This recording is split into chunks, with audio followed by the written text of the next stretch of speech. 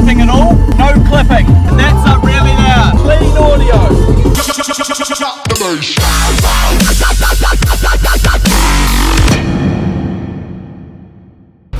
Good morning guys, how's it going? James here from Audio.etc. The boat is back. If you saw my previous video on the install I did on this boat and you have, then you know well what this boat is coming in for today. If you haven't, you can click the little card which I will put somewhere up around here. Watch that first and then come back and watch this video for the second part of the install. But if you have already seen that, you guys know what we're doing today. We're installing the Rockford Fosgate TM400X4AD, and I've got myself a little flush mount USB and auxiliary port here. I was going to get the Rockford Fosgate one, but our suppliers said that even Australia didn't have them in stock, so unfortunately there was no luck with us being able to get one of those, and getting one in from the States would have taken way too many weeks. This guy was already booked in to have the work done today.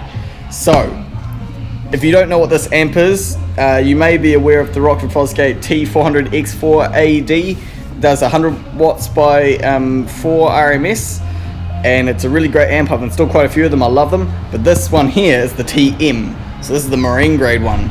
It's silver, and there are some components about it that make it more marine suitable. Okay, here's our little berth sheet. I love how all Rockford amps come with one of these, letting you know that it's been on the dyno and it's passed everything. Pass.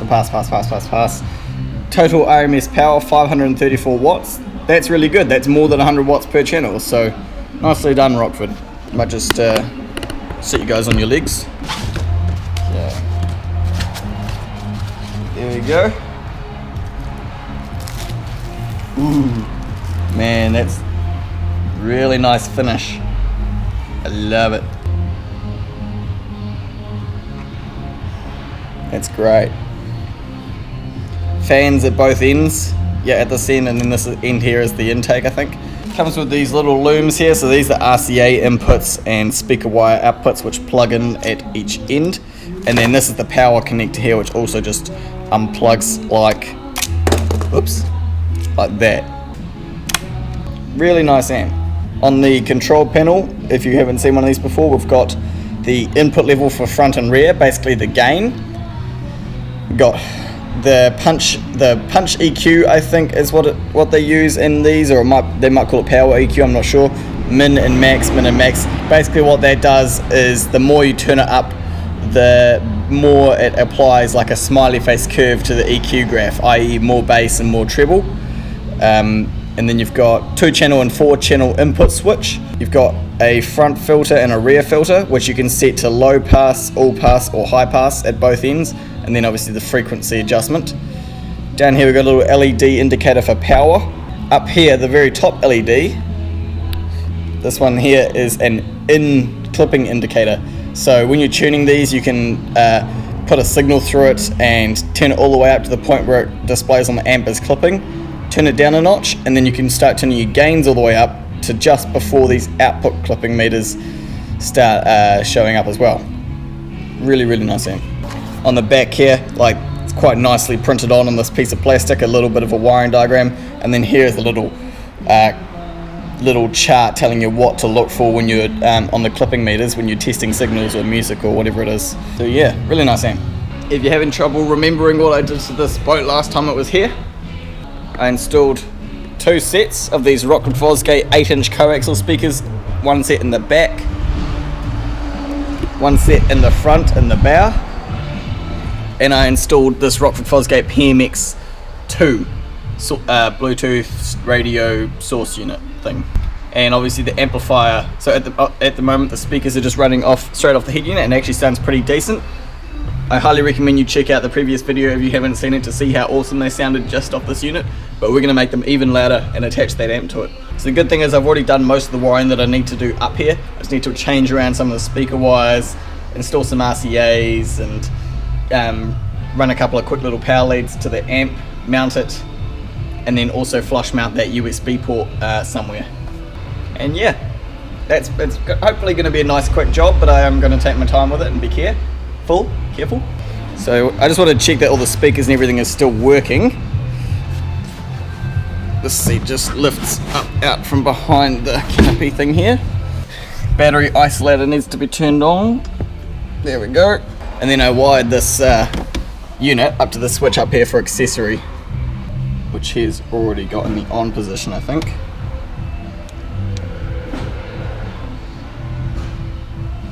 There we go. No, it makes sense because you might pass out from like heat stroke.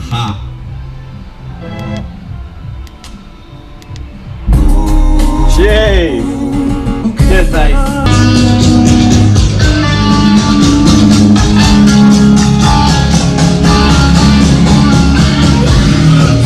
See, it already goes pretty loud just on the head unit. Whatever sort of Rockford Fosgate amplifier technology they put in this head unit, they must have spared no expense, because this little unit puts out a good punch just for its size.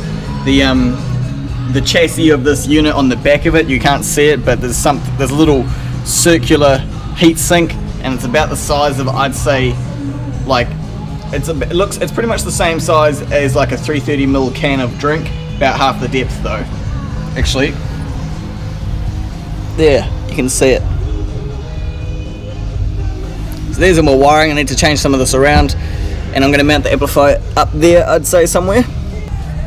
Nothing really to do now that I know it all works, except for take the seat out so it's easier, get my mat in here and sort of crack into it. I'll mount the amplifier first and then start running wires to it. So I want to try and find a place to mount the amplifier, and I can't go too high, because if I go too high the bolts will start sticking out of the fiberglass on the other side. Grant quite liked the idea of it going there. Can you guys see? Yeah. Should be able to, because that's where he pointed it out at first. It's a wee bit wonky. None of the surface is flat, which makes me think I should raise it up on like a couple of feet or something like that. Maybe just put a couple of wooden packers under them. I wondered if I could move the whole fuse box over to the right a wee bit, although that has been especially made for it.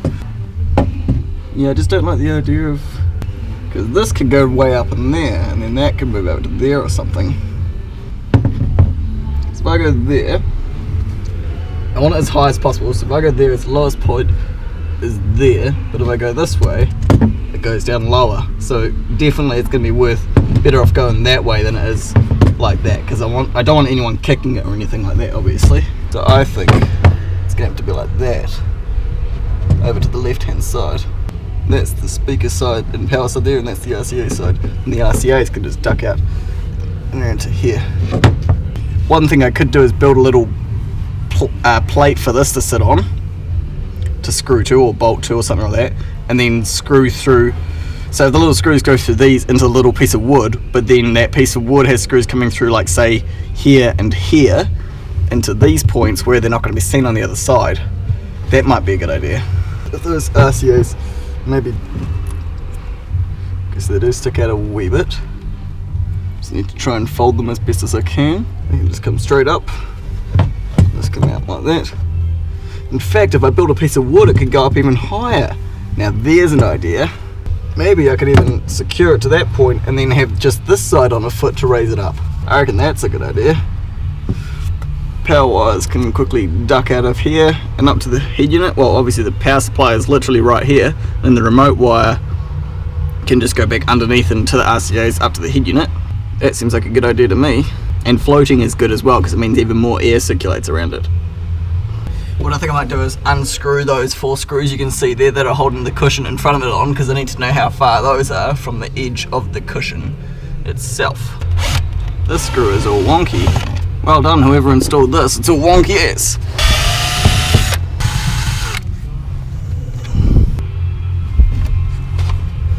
Okay, so those screws there, I can see here, are only like, I'd say an inch from the edge of the cushion, so I can't go anything further than an inch to the left of where those screws are. So I think I need to mark that, or at least the top one anyway. And so now I know that line there, I can't put any holes to the left of that, and I'm gonna try and avoid putting the right on the line as well. So at least now I know what I can drill into. Okay, so I figured I want to make myself a piece of board, which is gonna go behind this mounting point here on the left.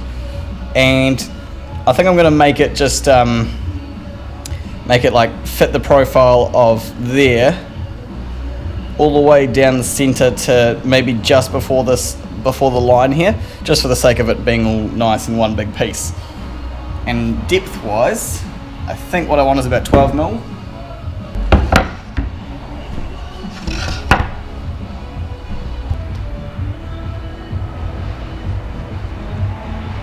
Width, this needs to be about 65, 63.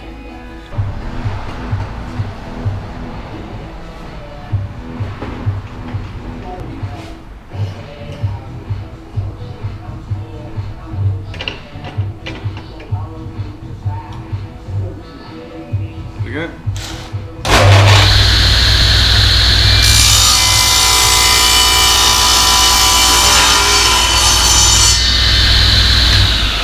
Cut the other end out with the jigsaw. So that, just need to file some edges to make them a bit smoother. Now before you guys start commenting in the comment section that I'm using MDF on a boat, I know, it's gonna swell! I am going to paint it, primer it first, then paint it with a good few layers of black paint. I realise that there's going to be water in this environment, but all I've got to work with is MDF. If you want me to start using ABS, you need to step up your Patreon game. I'm not car audio fabrication. I can't afford ABS. Well, it's not that I can't afford ABS. It's that this business that I work at can't afford ABS. In fact, I don't think we've got any, do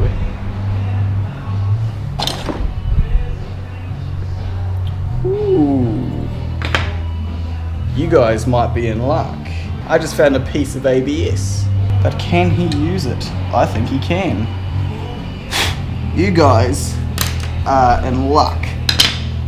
You don't need to comment. I found a piece of ABS the exact same height. Well, not quite as tall, but it's going to be good enough, I think. Yeah, that looks like a better idea, doesn't it, guys? We don't need no swelling MDF, even though it wasn't going to swell because I was going to paint it. This is a piece of plastic off, I'd say, an adapter mount for a CD changer. That's going to work. That's better, Richard.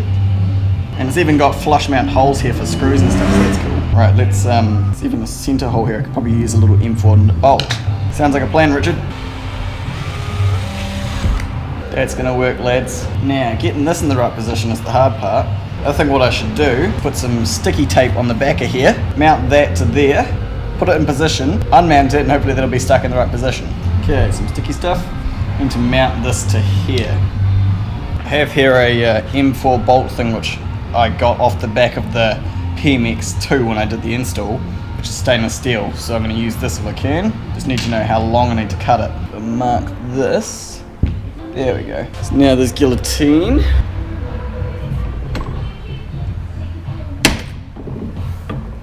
There we go, shorter. And now what I need to do is make some noise.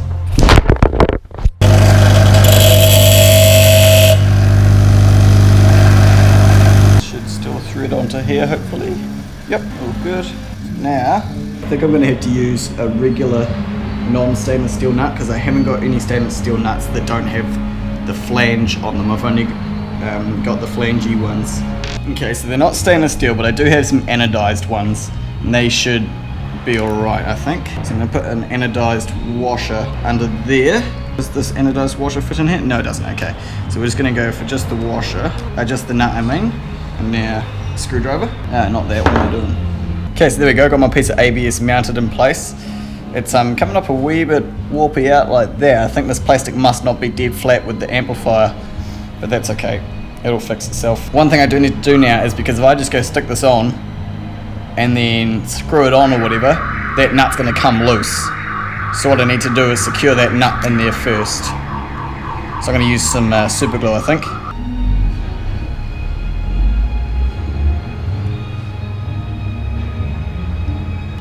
Wait for that to dry. Okay, there we go, guys. I got the little bolt unscrewed without removing the nut, so now the nut is nicely super glued in there. So now I can just remount this to the amp, put the amp up in position, and then try and unmount the amp without removing this from the wall. In the meantime, while that's been drying, I've de-loomed all of my wiring and stuff from the head unit, so I can start separating out the speaker wires and RCAs and stuff like that. And I've also given that surface a clean up there with the clean with the meth so that the stuff sticks a bit better. Now with a bit of luck, I've also drilled out the hole for the screw at that end. So now if I just wind that up there, oh yeah, that feels like it's going to be good. You know what, I'm thinking it's actually a wee bit tricky to get this to not spin. What I might do instead is measure the distance from this screw point to this screw point, and then put that up there in the right position, and then hope I get it right. Okay, so the distance between the two mounting points on the amp is 200 mils. So now all I need to do is get this in the right position, where the distance between this hole that I've made here and that hole there is 200. So this could be a bit tricky, but I'll see how I go. It's about right to me.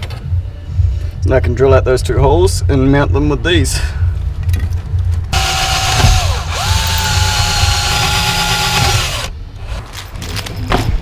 Okay, so got those two mounting points drilled out. I can probably take these sticky things off now, because I know you guys will have a fit if I don't use stainless steel. Oh, look at that, I've even got some short ones. These are the screws that came with those 8-inch speakers that I put in the big Merc truck, because obviously I didn't need stainless steel since they were inside. There we go. Short ones be long enough? Yeah, I reckon.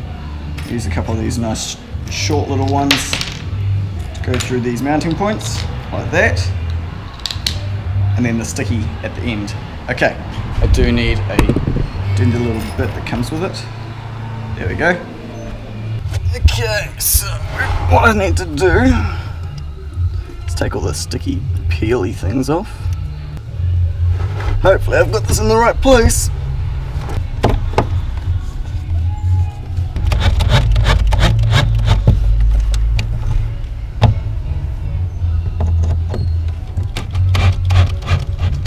I think,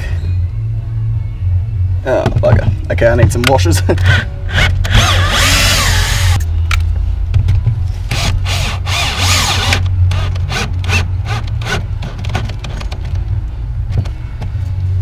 Sweet, that is up there.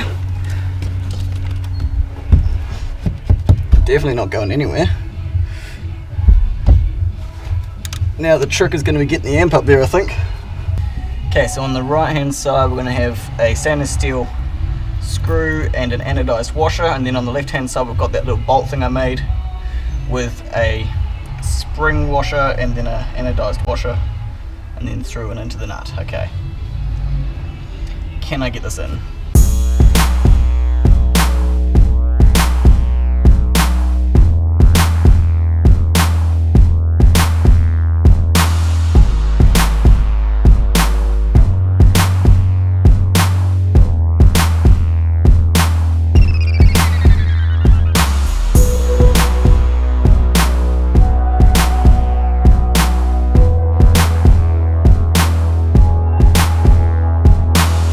Okay, so I got the amp up there and I got the RCAs plugged in, although the rear RCA connection, I'm pretty sure I haven't got it quite all the way in, and I've struggled, and I think I've figured it out. The reason it doesn't want to go in is because right behind the plug, right behind where it goes in is the mounting bolt that I've put there, and it's quite tall, so I think that's preventing it from going all the way in. So if for some reason I'm having intermittency or anything wrong with the rear speaker channel, rear input channel, I'm going to have to unmount it and change out that stainless steel bolt I've used for just a standard anodized M4, and that'll just be the best I can do. But now I've got it up there, I've got the RCAs connected, by the way.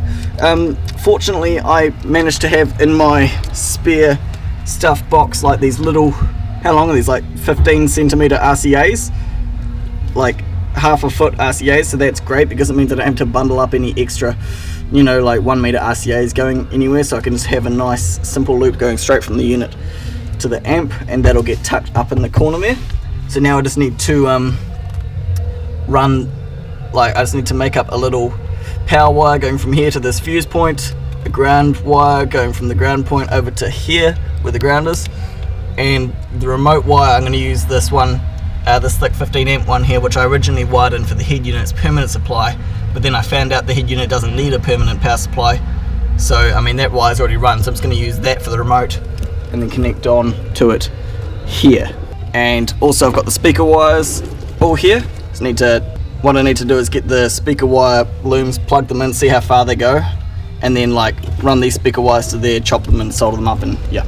So what I'm doing for power wire is I've got some more of this dual 15 amp wire. I'm just going to do 2 runs of this per side. So for ground and battery, they're going to have 2 pieces of that each. And then fusing, I know that this amplifier takes a 30 amp fuse, so I've got that. Got myself a couple of crimps. So now I just need to make up a piece of wire coming out of the block. And it really doesn't need to be that long. So I'm going to just make it about that long. Okay, there we go. So here's my little power plug loom with my positives, 2 positives and my 2 negatives going into 1 crimp each. Okay, so now what I can do is I can plug in my power loom like that. There we go, cool. As you'll see, I've put a little extension for the remote on there. So now ground, well, let's do the power supply. That one goes on there. Okay, there's my power. Now ground on that one, I suppose, just like that. What I might do just for the time being, there we go, I've just quickly shoved the remote one into a power supply so that it turns on, because I want to see if it's getting signal from the real one. So I've just turned the head unit on, which probably isn't going to work very well since I've got the head unit unplugged. There we go, now we can turn the head unit back on. Okay, so I wasn't even getting any sound out of it just yet, so I'll tackle that later. But what I need to do is get these speaker wires run to the right length. So I've got the rear ones plugged in. These are going to loop around to there. Okay guys, sorry about the jump ahead in time, but I was having trouble getting it mounted up there with getting the plugs in. Ugh. And getting some sound out of it, but I've got it all working now. It's all fixed. The amp is up there, not going anywhere, nice and tight. I ended up doing the bolt over this side slightly differently. Instead of bolting through into the nut, I actually had the nut, because it was a double-sided bolt, so I threaded the tall end into the nut that was in the mounting plate, and then the short side came through the amp foot, and there's a nut on there. That's a bit confusing, but all you guys need to know is that I did use all stainless steel hardware and an ABS mounting bracket, so nothing's gonna swell. I haven't loomed anything up yet because I've still got to do the flush mount USB and auxiliary, and that's what I'm about to do now. Such a mess. Where is it? This thing. Have I got any cutters up here?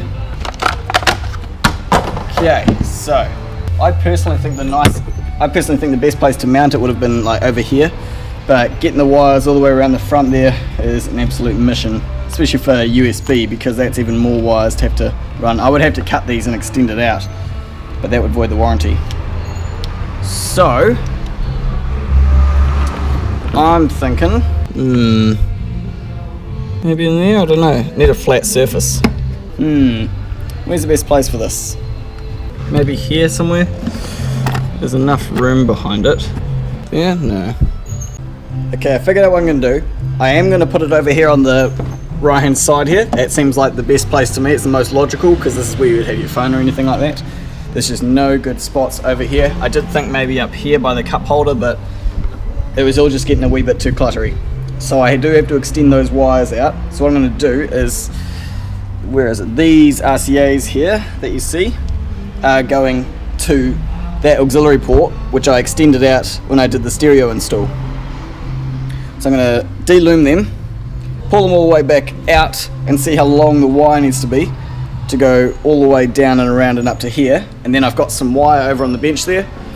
I've got a piece of 5-core for my USB extension and some stereo cable for extending the RCA leads. So I am going to extend them out. I just need to figure out how much length I need. Cool. At least I know how much wire I need now. And I'm going to give myself a bit extra as well.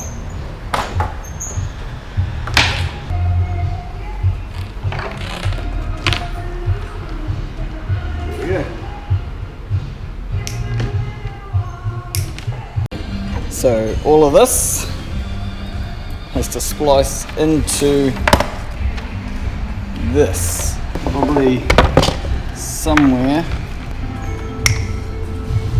And there we go, guys. Solder connection. All 18 solder connections. Okay, so step 1, drill the hole. That's about the middle-ish, halfway between there and about there. Okay, now I've got myself a 33mm, I'm pretty sure it's 33mm whole bit. Looks about right to me.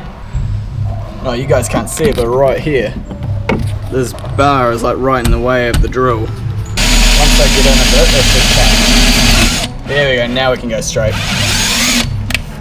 Backwards first.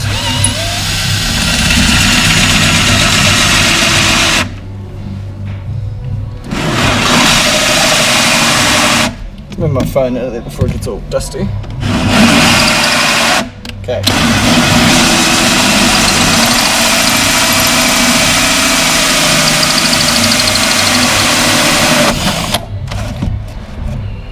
There we go. Oh, duh. You know what would help, guys? Probably help if I took the nuts off first. Okay, so we want USB to be at the top, I think, because that way this little thing lines up right. There we go. Okay, nuts. There we go, guys, it's in. That looks good. Auxiliary, USB. Pop that little cover up there. There we go. I'll vacuum that all up at the end when I do the big vacuum job. Now, getting this all the way around the front. I do want to put this whole thing in conduit if I can. So I've got this split conduit stuff which I want to put the whole way along this cable here so it can't get damaged with where I run it. There. And then put some tape over this end so that it can't come off. I've got this funny little piece of plastic thing here which helps thread wires into this split conduit. You just put the piece of wire through like that, and then as you run it along the conduit it feeds it in. There we go, like that. And then there we go. Now I just run along the conduit like this. Okay, now cut the conduit. Okay, so now I'm running this. The reason I've wrapped it in conduit is because I think it's going to have to lay in the floor along the front of here, because that's what I had to do with the last lot of wires, and getting them mounted up inside the bow is just damn near impossible. There's no there's no room for hands or anything like that. So all I do is grab this end, drop it down there,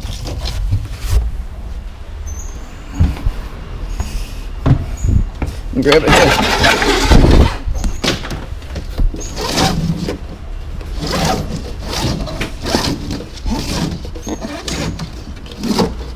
There we go. And then if it snags tight, we push it back a wee bit. If I can get it past there, that'd be good.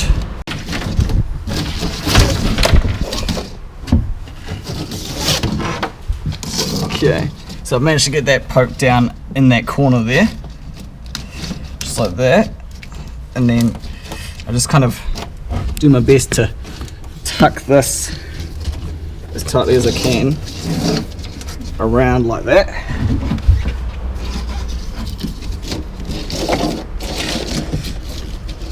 There's not really much more you can do than this, which is why I wrapped in the conduit, so that if anything goes in there it's not going to damage it. Get that one through there.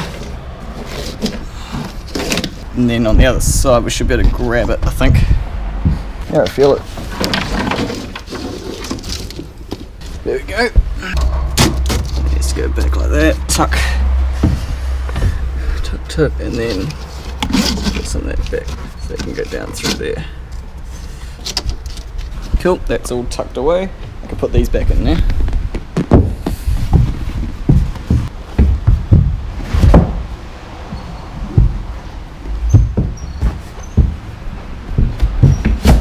Got quite a bit of excess. I do that on purpose. I'd rather have excess than not enough. But that's okay, because the excess can probably just bundle up behind here anyway. So all we need to do is get this end, and these are going to connect on over here. We've got our auxiliary input. There we go, that one and that one. And then this is the USB cable here. So I think my next step is probably to start looming up and tidying up, and then I can tune the amp. Done. So at the head unit, there's all our wiring all bundled up, all the connections, big and chunky and annoying, relatively not going anywhere. Most of the loom comes along here, the factory loom around the corner. That's some old other wiring, comes around, amplifiers here. The only things that jut across here are the RCA connections for the amplifier to the head unit. And I did think about having them in behind the carpet, but I decided that they were gonna like rattle on the fiberglass a bit too much, so I decided just to loom them up a bit better. And now with the carpet behind them, they're making a much less noise. Doesn't really matter, they're a bit loose, they're not going to fall down to here anyway. So now it's time to tune the amp, but for that I need to get a test tone on a memory stick. Okay guys, so I'm going to do the tuning of this amp. I've downloaded a couple of files onto this memory stick. 1 kilohertz test tones is what I've downloaded. When you're tuning with these amps, when you're tuning their gains for speakers, you use 1 kilohertz, and when you're tuning for a subwoofer, you use a 40 hertz tone. So what I'm going to do is, before I start, is disconnect the speakers, because you have to turn like your gains and your volumes all the way up on this for these tests. So I need to disconnect the speakers. There we go. Speakers disconnected. Hopefully I can get them back in. Turn the unit on. Now if we plug this USB stick in here, hopefully my USB extension lead works. Source. USB reading. Okay, right, so how do we source? Browser. Okay, it only comes up with the one. I put a WAV and an MP3 on here. I'd say the only one it's picking up is the MP3, so the WAV files must not work. That's cool, we're going to select that one, and then also put it on repeat. Even though there's only one file on here, I suppose it doesn't really matter. Okay, so now what we do is, first thing I need to make sure is that the gains on these are turned all the way down. Gain all the way down, EQs all the way down. Yep, okay. We're on all pass filter, yes, all pass filter, yes. Okay, cool, and 4-channel input. Yes, okay, so we're all good. So now what we do is we slowly turn the volume on this unit up until we see an input clip signal on the amp. So I'm turning it up. Well, actually what we do is we just turn it all the way up to maximum first, which is 40. And there is no input clip. So that's good. That means it doesn't clip at its maximum volume. That means you've got a good head unit if it does that. Volume is up maximum. Cool, and also I'm gonna change the audio settings. Change the punch EQ down to 0. There we go. Volume is on max. Okay, now what we can do is we can slowly start turning the gains up until we see the output clip signals turn on. There we go, we got blue, red. Okay. So you see how it goes through blue, then blue, red, then red. What we want, because we're doing a test tone, is we want it on blue just before it turns to blue, red. Which is about there. Back a notch, okay, there we go. Now the rear gain. If I can find, okay, turn the gain up. There we go, so it went through blue, blue, red to red. Blue, blue, red, red. Back to blue. Blue.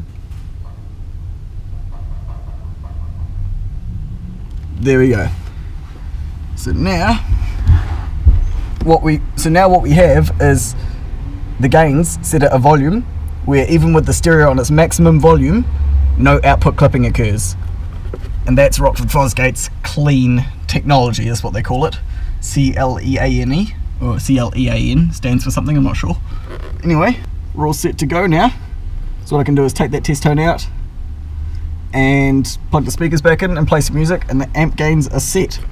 That's why I love these amps, because they don't set the gains for you, but they essentially tell you exactly what to set them at. So I'm going to turn the volume all the way back down, turn it off, unplug my memory stick, and plug the speakers back in. There we go, plugged in, good to go. So now we can turn it on and see how much louder it is. And I think I'll connect my phone over Bluetooth as well.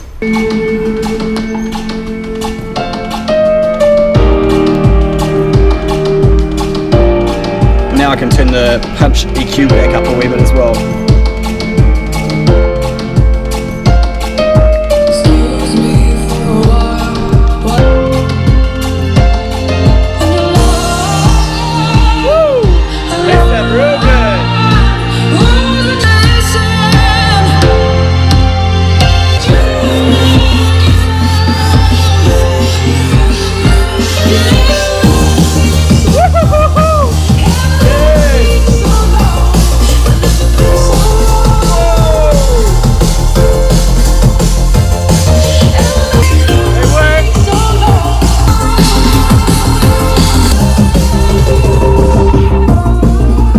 guys can hear me, but see how there's no LEDs lighting up for clipping at all?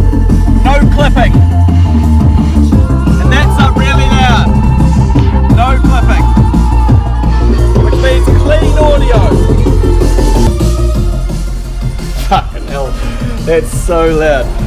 If you didn't hear me before while I was under there, I was saying none of the LEDs were lighting up while I had it up that loud, which means there was zero clipping, which means perfectly clean audio, 100% clean, which is great.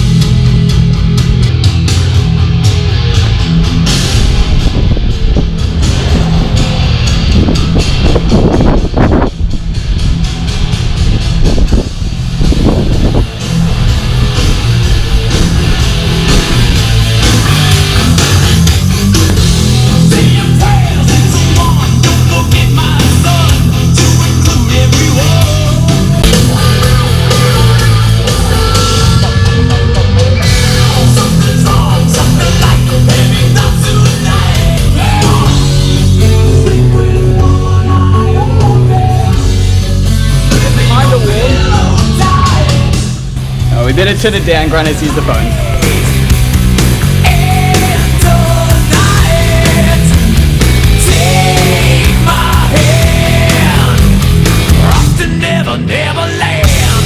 Well, that's it, guys. Hope you've enjoyed this video. I realized with filming this one I wasn't able to do as much in-depth sort of stuff. I kind of there was a point under there when I was trying to get the amplifier to mount and get the wires in at the same time, and I was getting really frustrated with it because it's such the tight space and it's taking ages, and I thought this is a waste of camera film and stuff, so I ended up just not recording a lot of that, and I skipped ahead to the point where I pretty much had it ready to go.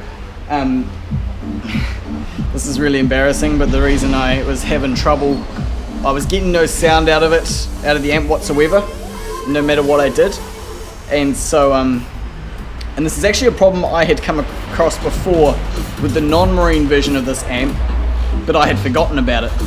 So I had wired up the remote wire, the ground and the permanent, turned it on, the LED on the amplifier was turning on, but no sound was coming out. Did a lot of testing, started to think, oh shit, maybe I've got a dud unit. Went upstairs, told Grant, and he said, didn't you have that problem last time?